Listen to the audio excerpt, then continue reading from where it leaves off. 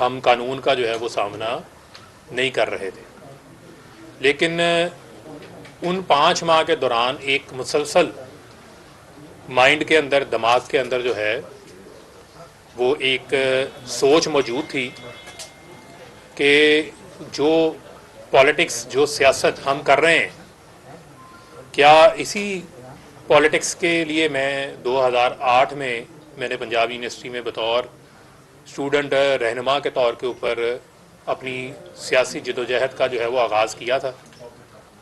کیا پاکستان، جس پاکستان کو ہم اس وقت ایک سوچ لے کر آئے تھے کہ اس وقت کے نوجوانوں نے جو ہے وہ ملک بنانے کے لیے قائد اعظم محمد علی جناح کا دماغ کے اندر جو ہے وہ ایک سوچ موجود تھی کہ جو پالیٹکس، جو سیاست ہم کر رہے ہیں، کیا اسی پالیٹکس کے لیے میں 2008 میں نے پنجاب یونیورسٹی میں بطور اسٹوڈنٹ رہنما کے طور کے اوپر اپنی سیاسی جدوجہد کا جو ہے وہ آغاز کیا تھا؟ کیا پاکستان، جس پاکستان کو ہم اس وقت ایک سوچ لے کر آئے تھے کہ اس وقت کے نوجوانوں نے جو ہے وہ ملک بنانے کے لیے قائد اعظم محمد علی جناح کا ساتھ دیا تھا اور ایک متحرک رول پلے کیا تھا، تو ہم تو پاکستان کو حقیقی معنوں میں قائد اعظم کا پاکستان بنانے کے لیے اپنی جدوجہد کا ہم نے آغاز کیا تھا۔ تو یہ سوالات مسلسل، ان کے جواب جو ہے وہ میں اپنے آپ سے پوچھ رہا تھا، کیونکہ جو آپ کی سیلف اکاؤنٹیبلٹی ہے، جو آپ کا خود احتسابی کا عمل ہے، وہ بہت ضروری ہوتا ہے۔ بعض اوقات آپ حالات اور واقعات کے تسلسل میں، جذبات میں آپ اتنا آگے چلے جاتے ہیں کہ آپ جو ہے وہ حقیقت سے بہت دور چلے جاتے ہیں، اور میں بھی اسی مرحلے کے اندر، اسی جو ہے وہ تذبذب کا شکار تھا۔ تو میں نے یہ اپنا ایک ٹائم ٹیک اپ کیا تاکہ میں اپنا ایک فیصلہ کر سکوں۔ اس میں میری بہت سارے ایسے کچھ روحانی لوگ ہیں، انہوں نے بھی میری مدد کی، کچھ میرے مخلص دوست ہیں، انہوں نے بھی اس میں مجھے اس نتیجے پہ پہنچنے پہ میری جو ہے وہ مدد کی۔ یہ کوئی ہماری کوئی ایسی جنگ نہیں ہے، یہ کوئی کفر اور اسلام کی جنگ نہیں ہے، بلکہ ہم اپنے ہی ملک کے اندر جو ہماری ایک ڈیموکریٹک جمہوری جو ہماری سٹرگل ہونی چاہیے، اس سٹرگل سے ہٹ کے ہم ملک کو وائلنس کی سطح کے اوپر لے آئے، اور جو ہمارا مقصد تھا کہ ملک کو ہم نے قائد اعظم کا پاکستان بنانا ہے، وہ قائد اعظم کے پاکستان سے ہم دور ہٹ گئے، اور میں اس پہ بھی آؤں گا کہ اس کی کیا وجوہات تھی، کیا ریزنس تھی۔ مثلا 9 اپریل کو 2022 کو ووٹ آف نو کانفیڈنس ہو جاتا ہے۔ ووٹ آف نو کانفیڈنس ہوا، سیاسی گیمکس ہوتی ہیں، سیاست کے اندر گیمکس ہوتی ہیں، عمران خان صاحب نے بھی کی ہیں، اگر کسی اور نے بھی کی ہیں، تو انہوں نے نو کانفیڈنس ہوا آئینی طریقے سے، آئین میں موجود ہے کہ آپ کے پاس اگر اکثریت نہیں ہے تو آپ ووٹ آف نو کانفیڈنس سے آپ کو ہٹا دیا جائے گا۔ لیکن اس ووٹ آف نو کانفیڈنس کے بعد نہ ہمیں چین سے بیٹھنے دیا گیا جو پارٹی کے عہدیداران تھے، نہ پارٹی کے ورکروں کو، نہ ہی جو پاکستان کی عوام ہے۔ یعنی کہ ایک جو میرے مطابق، میری سوچ کے مطابق ایک ڈیموکریٹک سٹرگل ہونی چاہیے تھی کہ ٹھیک ہے، آپ کو اگر 3.5 سال موقع ملا، آپ ہٹ گئے ہیں، آپ آئینی طریقے سے ہٹے ہیں، آپ انتظار کریں، آپ انتخابات کا انتظار کریں، انتخابات آئیں گے، آپ کو موقع مل جائے گا۔ لیکن آپ نے جو راستہ اختیار کر لیا، وہ راستہ آپ نے جو ہے وہ پرامن مزاحمت کی بجائے جو ہے وہ آپ نے پرتشدد مزاحمت کا راستہ اختیار کر لیا، جو کہ کم از کم میرے جیسے جو نوجوان ہیں، جن کو عمران خان صاحب نے، جب انصاف اسٹوڈنٹس فیڈریشن کی بنیاد رکھی جا رہی تھی، اور یہاں بہت سارے صحافی ایسے بیٹھے ہیں جن کو اس چیز کا علم ہے، انہوں نے ہمیں دیکھا ہے کہ ہم تو خود مار کھا لیتے رہے ہیں، لیکن ہم نے پرتشدد مزاحمت اختیار نہیں کی تھی۔ ہم پرامن پیغام اسٹوڈنٹس کو ممبرشپ کیمپس لگا کر یونیورسٹیز میں، ہاسٹلز میں ان کو دیا کرتے تھے۔ یعنی کہ مجھے یہ خود پتا ہے کہ ہم نے 24 گھنٹے، 48 گھنٹے ہم لوگ اتنا دیوانہ آور کام کرتے تھے کہ ہم نے کھانا نہیں کھاتے تھے۔ ہم 40 دن، 50 روز میں فیصل آباد اپنے گھر نہیں جاتا تھا, اپنی فیملی سے میری ملاقات نہیں ہوتی تھی. اتنا جنون کے تحت ہم کام کر رہے ہوتے تھے. ہم تو 2008 میں اس وقت کام کر رہے تھے جب لوگ ہم سے پوچھتے تھے کہ پی ٹی آئی ہے کیا, آپ سے ممبرشپ لیں گے تو اس ممبرشپ کا ہمیں کیا فائدہ ہوگا. ہم نے دنوں میں یونیورسٹیز میں کام کرنا, رات کو جا کے لاہور کے ہاسٹلز کے اندر ڈور ناکنگ کر کے اسٹوڈنٹس کو ممبر بنانا, ان کو کنونس کرنا. لیکن اس وقت ہمارا پیغام کیا تھا؟ ہمارا پیغام تھا قائد اعظم کا پاکستان. ہمارا جو پیغام تھا وہ پیغام تھا نان وائلنٹ. جو پی ٹی آئی ہے, جو انصاف اسٹوڈنٹس فیڈریشن ہے, وہ نان وائلنٹ تحریک ہے. ایک F I R I S F کے اوپر نہیں ہے کوئی, کیونکہ ہم نے کبھی کوئی پرتشدد کارروائی کا حصہ ہی نہیں لیا تھا. لیکن وہ اسٹرگل اگر آپ دیکھیں, اور اس کے بعد یہ 9 اپریل کے بعد کیا جو آگے کا مرحلہ ہے, اس مرحلے میں آپ نے لوگوں کو کیا پیغام دیا کہ آپ سڑکوں پہ نکلیں, آپ روڈز بلاک کریں, آپ مزاحمت کریں, آپ وائلنس کریں.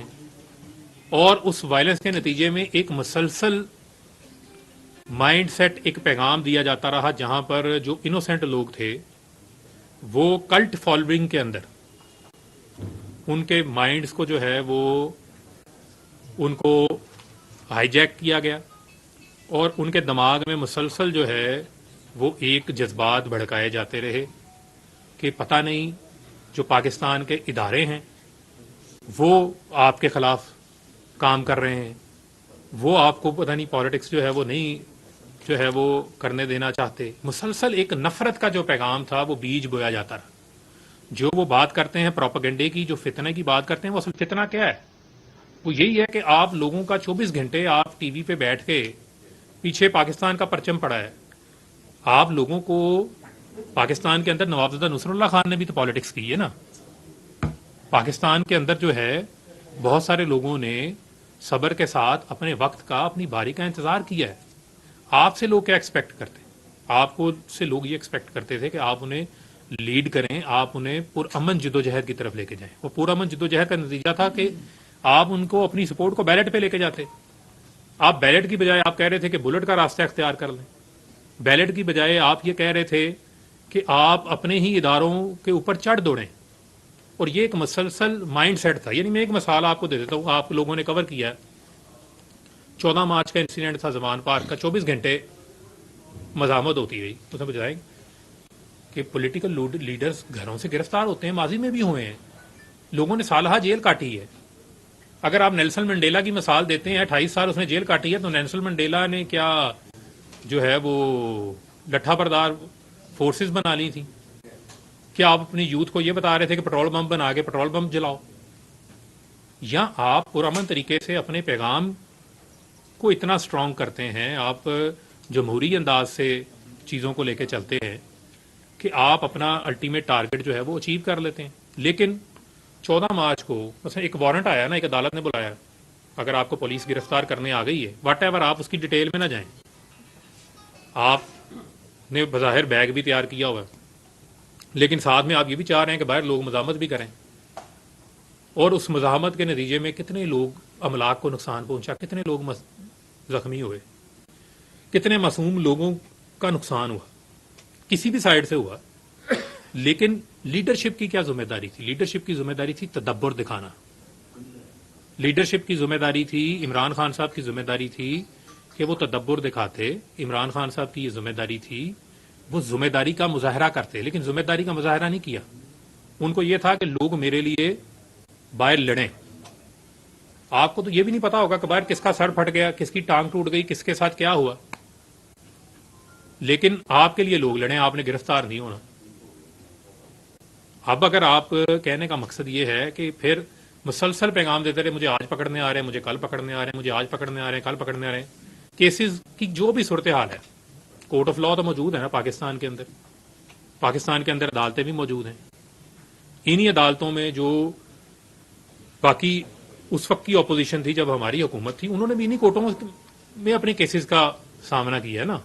ان کی ڈیٹیلز میں ہم نہیں جاتے, جیسا کیا ویسا کیا کیسے کیا, لیکن سامنا تو کیا نا. تو آپ کے پاس یہ راستہ تھا کہ آپ جب پاکستان ہے, اس پاکستان میں آپ ڈنڈا اٹھا لیں.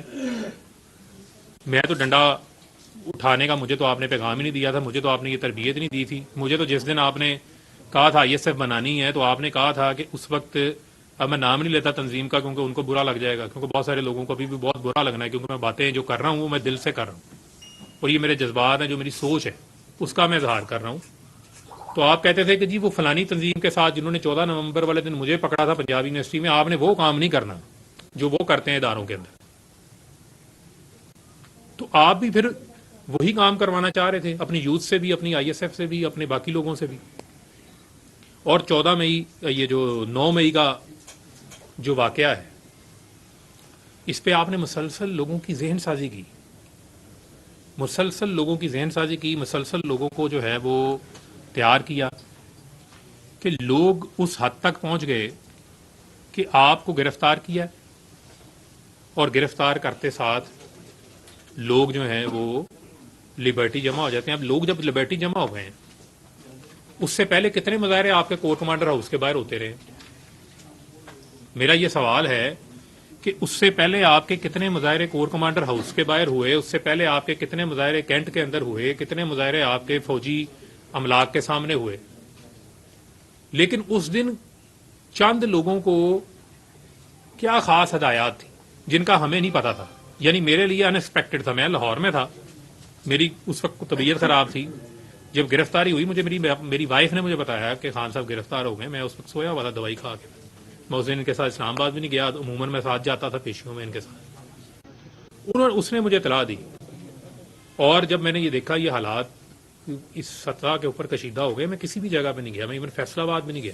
میرے حلقے میں اس وقت ڈی ٹائپ پل کے اوپر احتجاج ہو رہا تھا, ٹھیک ہے, میرے حلقے کے لوگ وہاں پر جمع تھے, باقی جگہوں پہ ہو رہا تھا, لیکن میں کسی جگہ کے اوپر احتجاج میں نہیں گیا. اور جو کچھ اس دن ہوا, جس طریقے سے ہوا, یہ انتہائی افسوسناک تھا, یہ انتہائی کنڈیمنیبل تھا, اور یہ پاکستان کی تاریخ کے اندر ایک سیاہ واقعے کے طور کے اوپر جو ہے اس کو یاد رکھا جائے گا کہ کس طریقے سے آپ نے چیزوں کو, ایک مائنڈ سیٹ کو ایک ایسے بوائلنگ پوائنٹ کے اوپر پہنچا دیا کہ لوگ اپنی افواج کے خلاف لڑنے نکل پڑے. آپ 2 منٹ کے لیے تصور کر لیں, 2 منٹ کے لیے, کہ آپ آج افواج پاکستان کا جو تصور ہے وہ آپ کے ملک کی سیکیورٹی ہاریزون سے آپ ہٹا دیں, اور آپ دیکھ لیں کہ بھارت جو ہے وہ خونی دانت نکال کر بیٹھا ہوا ہے, پاکستان کو کس دن وہ دبوچے. آج اس کی جرت کیوں نہیں پڑتی؟ پاکستان کے اندر دہشت گردی کا کلا کما کس نے کیا؟ ہمارے جوانوں نے قربانیاں دی ہیں. 5000 جوان جو ہیں وہ شہید ہوئے ہیں. اب تک ہمارے جوان جو ہے وہ دہشت گردی میں ملک کو امن دینے کے لیے جو ہم سب چین سے سوتے ہیں وہ افواج پاکستان کی وجہ سے. ملک کے اندر کسی بھی وقت کوئی بھی ایسا معاملہ ہو جاتا ہے, کوئی